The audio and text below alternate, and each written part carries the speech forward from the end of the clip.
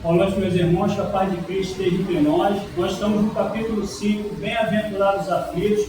O subtítulo de hoje são os tormentos voluntários. Vamos falar sobre o item 23.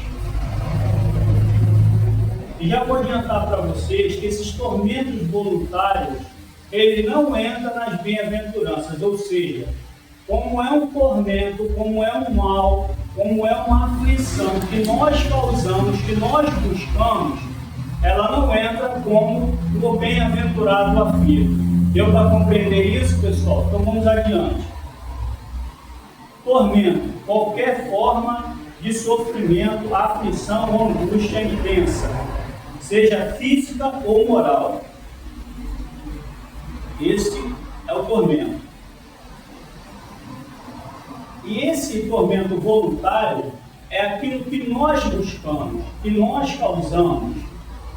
70% daquilo que sofremos hoje, nesta encarnação, é nesta encarnação mesmo. Muito pouco trazemos de outras encarnações. Ou seja, muito daquilo que passamos hoje, somos nós mesmos que procuramos. Então vamos fazer aqui a primeira leitura do tormento voluntário do Evangelho segundo o Espiritismo. Os tormentos voluntários. O homem está incessantemente em busca da felicidade e lhe escapa sem cessar, porque a felicidade sem mescla não existe na terra. Entretanto, malgrado as vicissitudes que formam o cortejo inevitável desta vida, poderia pelo menos gozar de uma felicidade relativa, mas ele a procura nas coisas perecíveis e sujeitas às mesmas vicissitudes, quer dizer, nos prazeres materiais, ao invés de a procurar nos prazeres da alma, que são um antigozo dos prazeres celestes, imperecíveis. Em lugar de procurar a paz do coração, única felicidade real deste mundo, é ávido de tudo aquilo que pode agitá-lo e perturbá-lo. E coisa singular parece criar propositadamente tormentos que não cabe senão a ele evitar. Bom, meus irmãos, então a gente já começa a perceber que é uma questão de escolha. Você estará onde seu coração estiver, é onde você estará. E as nossas paixões, que são presas às coisas mundanas, faz com que nós tentemos angariar coisas, possuir coisas, conseguir coisas que depois de um tempo você começa a perceber que aquilo ali não vai te levar a nada. Esses ainda estão num bom caminho, aqueles que conseguem perceber. Há pessoas que desencarnam que não têm nem ideia que tudo aquilo que elas juntaram não levou a nada. Então é uma questão de percepção sobre aquilo que buscamos. Quando Jesus diz que meu reino não pertence a esse mundo, ele está dizendo que a nenhum de nós pertence. A nenhum de nós pertence. Então vou fazer mais uma leitura aqui. Você estará onde estiver seu coração. Se nós estivermos com meta de felicidade as coisas terrenas, um emprego, um automóvel, uma casa, uma roupa, um objeto, uma viagem, uma festa, etc., ou até mesmo os prazeres da carne, o máximo que iremos ter são fragmentos de felicidades ou grandes decepções. Ou você vai ter fragmentos de felicidades, ou você vai ter grandes decepções. Porque quanto maior a expectativa em coisas perenes, maior é as suas decepções. E não se engane que aquilo que você leva, aquilo que você vivencia aquilo neste plano, como você está aqui, a sua percepção, aquilo que você se empenha nesse plano aqui, é o mesmo que você vai estar do outro lado, no plano espiritual. Então não tem mudança, não tem diferença nenhuma. Teve uma sexta-feira aqui que a menina estava perguntando como é que era, né? No plano espiritual. Você vai estar lá do mesmo jeito que você está aqui. A diferença é o quê? É que lá você vai ter uma equipe, você vai estar fora da carne, você não vai estar aprisionado, a sua percepção vai ser outra, mas não vai ter saltos. Você vai ter que continuar construindo isso. É por isso que nós encarnamos, desencarnamos e estamos sempre nisso aqui. Porque a gente demora a ter a compreensão. A gente tem a compreensão lá, aí quando chega aqui, volta o velho homem, como a gente estava falando ontem, com as velhas percepções, as velhas paixões, o egoísmo, a vaidade, os preconceitos e por aí vai. Então vamos adiante. A união, e aí agora vamos falar um pouco sobre a questão das uniões, tá? Entre dois seres. A união entre dois seres é muito mais que o encontro de duas almas. Ela transcende a este plano e é um momento em que, quando uma união verdadeira acontece, é um momento em que estas almas vão compactuar um sentimento de amizade, de afeto, de amor, porque nós ainda vemos aí a todo instante pessoas que se unem, almas que se unem por interesse, por ganho.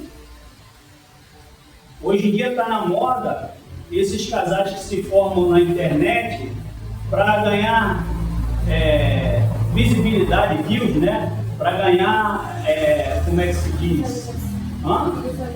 Visualizações. Em geral, essas pessoas, elas vivem uma tentando sugar alguma coisa da outra. Em geral, essas pessoas vivem tentando uma tirar algum benefício do outro. Enquanto que, na verdade, essa união é para construir alguma coisa sólida que vai durar não só neste plano aqui, mas também no plano espiritual. Então vamos adiante.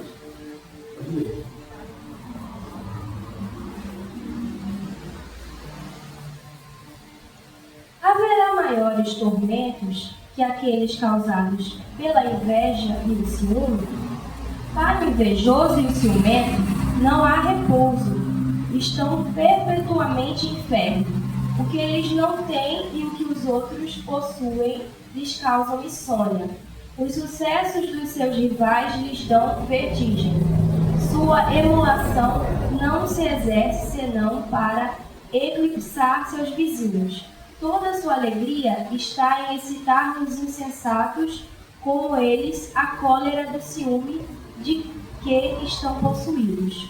Pobres insensatos, com efeito que não sonham, que talvez amanhã lhes será preciso deixar todas essas futilidades, cuja cobiça envenena sua vida. Não é a eles que se aplicam estas palavras. Bem-aventurados os aflitos, porque serão consolados. Porque seus cuidados não são daqueles que têm compensação no céu. É o que nós falamos no início. A inveja e o ciúme, eles andam juntos, tá? E a inveja, ela é, como Sócrates diz, a inveja, ela corrói, mas ela corrói a alma. Porque o indivíduo deixa de fazer aquilo que ele tem para fazer aqui nesse plano e ele se ocupa de lançar energias pesadas, negativas, sobre aquilo que o outro consegue.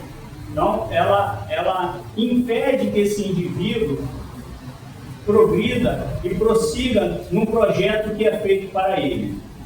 Vou fazer uma pequena leitura aqui.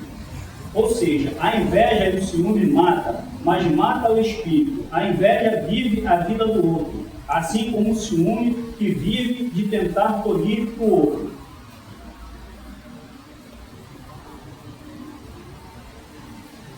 Ciúmes e inveja são sentimentos que andam juntos. A inveja é uma relação envolvendo duas pessoas. Você deseja algo que o outro tem. Um bem, uma habilidade, um relacionamento ou até o sucesso. E no fundo sente frustração por não possuir aquilo. O foco é no que é do outro. Ciúmes é uma relação envolvendo três pessoas. Ocorre quando você já tem afeto, atenção. Ocorre quando você já tem o afeto, a atenção, o amor de alguém. E sente medo, insegurança de perder. Então, na verdade, o ciúmes é aquele momento que você não quer perder aquilo ali, né? E a inveja é porque você quer ter aquilo que é do outro. De forma metafórica, a inveja, a pessoa sente que está com a mão vazia e quer o que é do outro. E o ciúme, com a mão cheia e não quer perder aquilo para alguém. Ou seja, ambas as situações é um tormento voluntário. Ambas as situações é um problema que o indivíduo causa para si. Não é necessário que ele tenha inveja e nem tampouco ciúme de alguém. Então é chamado tormento voluntário porque é uma coisa que você busca. Não é uma coisa que está no seu planejamento encarnatório. Isso. De quantos tormentos, ao contrário, se poupa aquele que sabe se contentar com o que tem, que vê sem inveja o que não tem, que não procura parecer mais do que é. Ele está sempre rico, porque se olha abaixo de si, em lugar de olhar acima, verá sempre pessoas que têm menos ainda. É calmo, porque não cria para si necessidades quiméricas e acalma no meio das tempestades da vida. Não será felicidade? Quantas pessoas hoje vivem com o mínimo? Quantas pessoas hoje vivem sem nenhum tipo de conforto? Ainda existem muitas pessoas assim. Milhares de pessoas assim. É uma porcentagem muito grande da população brasileira. Seja no norte, no sul, no sudeste, no leste, no oeste, em todos os lugares. E a caridade, como é um dos pilares da doutrina espírita, ela faz com que a gente deixe de estar no eu quero, eu preciso, eu posso, eu vou, e você passe a colocar no lugar do outro. Você passe a enxergar as outras pessoas como também com as suas necessidades. Se a gente olhar a todo instante, não só nos jornais, nas notícias que correm por aí, mas até mesmo em volta no nosso bairro, nós vamos ver que ainda tem muitas pessoas carentes de muitas coisas. E tem muitas pessoas também sem, podemos até dizer que é o básico, né?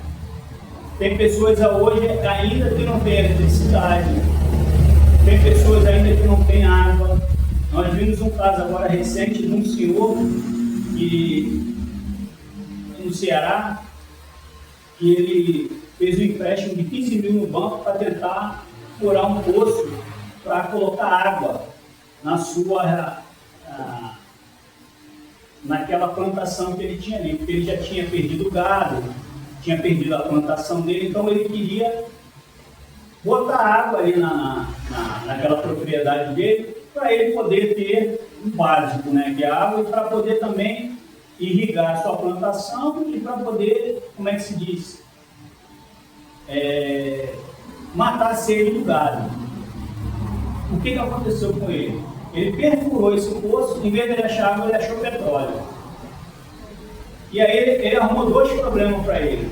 A dívida dos 15 mil que ele fez no banco, para poder fazer essa perfuração, e o petróleo não servia nada para ele, porque existe uma lei de que se você achar petróleo, como ele está abaixo, tem um nomezinho que eu não vou lembrar agora, ali do solo, isso pertence à União.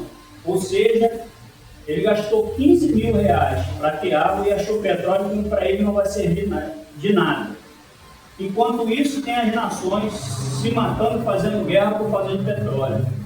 E a gente vê que na prática, para nós, ele não serve de nada. A água para nós é muito mais importante. E a água, a gente olha assim, né, ela na torneira, a gente nem dá muita importância para ela, porque a gente tem ela em abundância.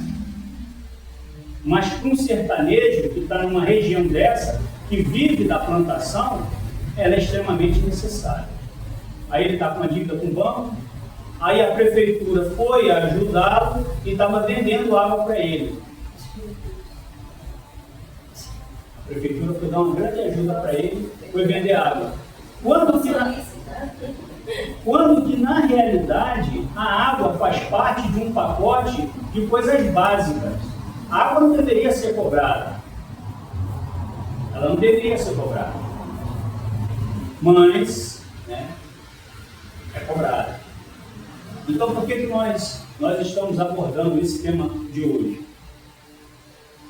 Primeiro porque ele caiu na sequência, mas também nós estamos vivendo uma situação hoje, na nossa casa, que é bem peculiar, né?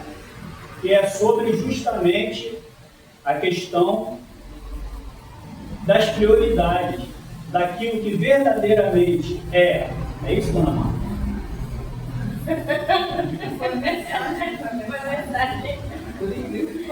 Não foi nada combinado, gente. Não, eu senti um tremor da sua voz, que tinha uma emoção a mais ali. Então, Marta, gente, é brincadeira só para te contrair, tá? Então vamos lá. É brincadeira, mas é sério. O que ocorre? Nós estamos aqui com déficit aqui de trabalhadores, né? Estamos em São João, Dia dos Namorados. Então, né, os trabalhadores estão priorizando outras coisas, né? Mas o jogo é amanhã. Mas nós estamos aqui vibrando e mandando boas energias para esses trabalhadores, porque na verdade todo mundo tem seu tempo, todo mundo tem, como foi dito, todo mundo tem as suas prioridades e todo mundo vai responder pelo aquilo que é seu.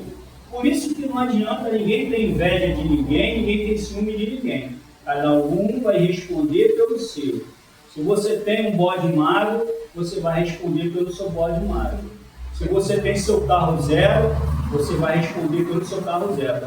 E assim é a vida. Então vamos continuar com uma pequena leitura aqui. Mas antes eu queria ler aqui, se eu conseguir essa psicografia aqui, se é uma coisa Ele que era faz bem... Ele consegue entender. A união entre dois seres é muito mais que carnal. Transcende a este plano e é uma união espiritual. A verdadeira união entre dois seres rompe as barreiras físicas e temporais. Esse vínculo transcende o plano material, conectando almas através de um propósito, um amor ou uma parceria profunda que persiste, onde quer que eles se encontrem.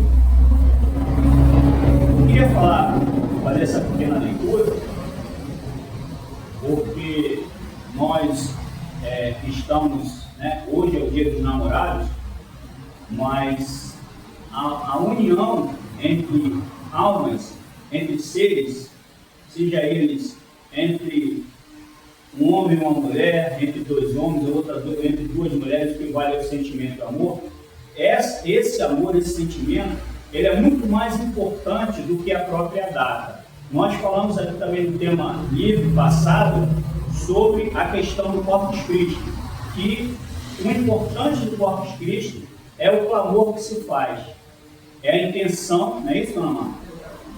Né? É a intenção que se coloca naquilo ali, com aquela ligação com aquilo que é sagrado, com aquilo que é verdadeiramente a manifestação da fé, essa energia. Porque a fé, ela tem que ser em ação. Essa fé que você fica em casa parado, pedindo, vai acontecer? Vai. Mas você tem que se movimentar. Então, quando as pessoas se movimentam nessas datas, é muito importante isso. Mas vamos aqui.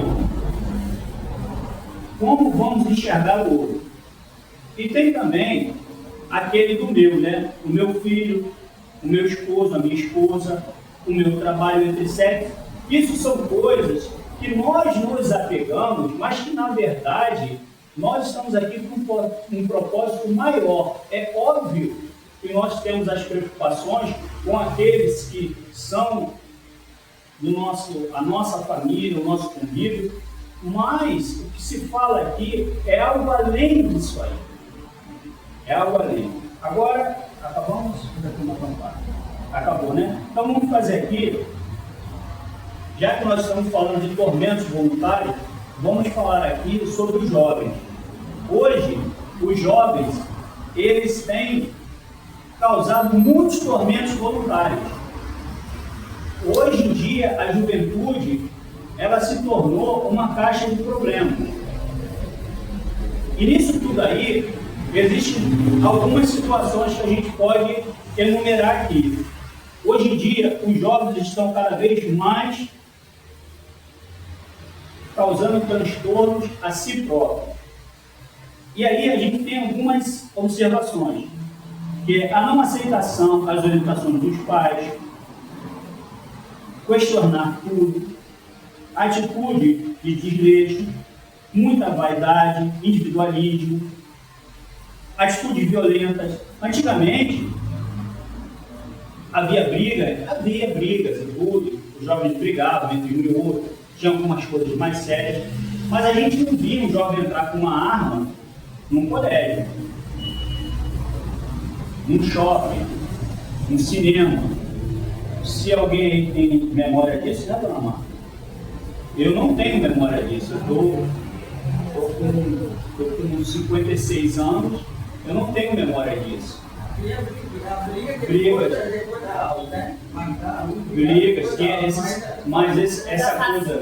essas coisas assim, mas assim, a gente, obviamente que hoje nós temos a informação mais rápida.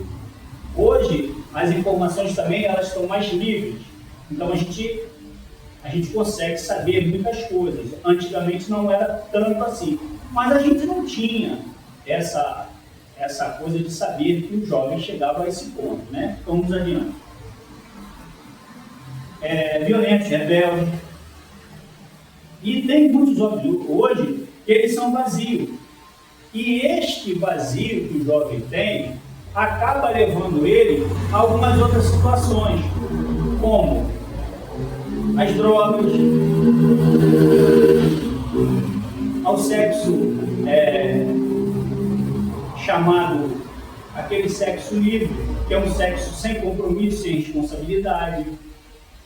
E disso também ocasiona as DSTs, que são muito graves, né? É o quê? Sim. Então fale mais alto. São ISTs agora. ISTs. Mas tudo são doenças que são sexualmente transmissíveis e que são também ocasionadas pela falta de cuidado, de observação, né? Pela precipitação, pela promiscuidade. Então essas doenças estão tudo relacionadas a isso aí.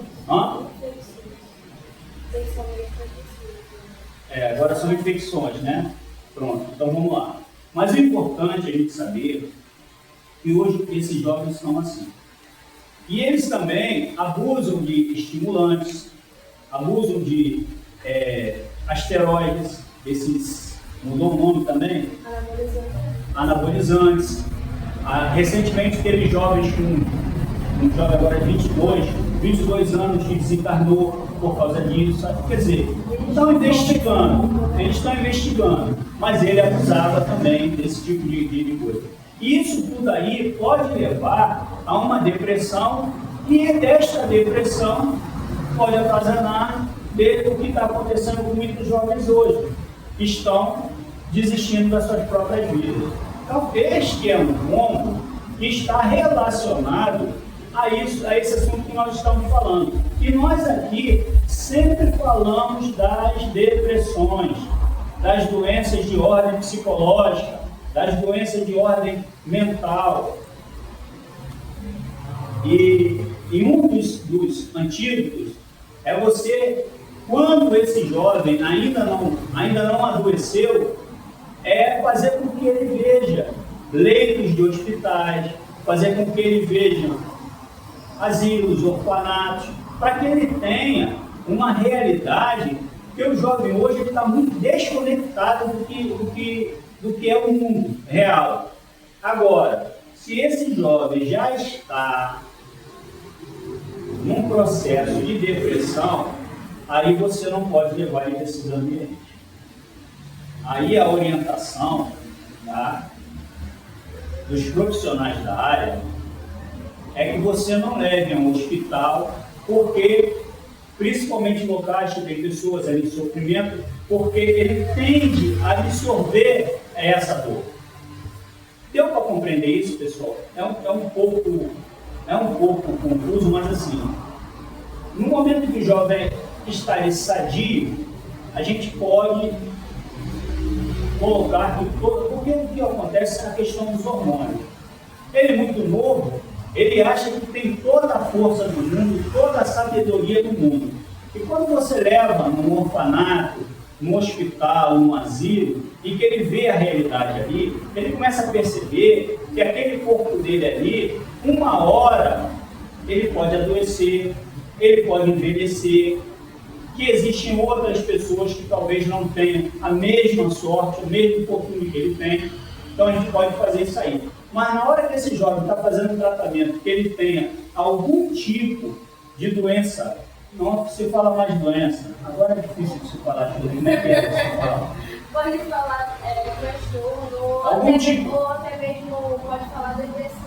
A depressão é um tipo de transtorno, não se deve levar nesses ambientes, porque pode disparar um gatilho, e desse gatilho aí, você, com a intenção de ajudá-lo, você vai afundar ele mais na depressão. Deu para entender isso, pessoal? Ficou claro isso? E então, nossa hora já avançou. Esse assunto é muito complexo. Tinha muita coisa para falar, mas como sempre a gente não tem tempo de falar tudo, mas a gente consegue falar pelo menos o necessário. Então, muito obrigado por todos estarem aqui hoje, São João, Dia dos Namorados, agradecer a presença de todos. É muito importante. Encarnados e desencarnados. Os encarnados não tem muita escolha, né? Ele acaba vindo, mas é isso aí. Muito obrigado, meus irmãos. Deus abençoe.